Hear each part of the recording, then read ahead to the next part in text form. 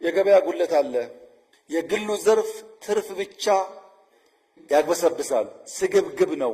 ስግብግብ ስለሆነ ትርፍ ብቻ ስለሚያስብ ፍትሐዊነት አይረጋገጥም ይላሉ። ስለዚህ መንግስት የልማት አቅሞችን መቆጣጠር አለበት። መዋቅራዊ ሽግግርን በቀጥታ መንግስት መምራት ይገባዋል። ያኔ ነው ፍትሐዊ ተጠቃሚነት ሊረጋገጥ የሚችለው ይላሉ።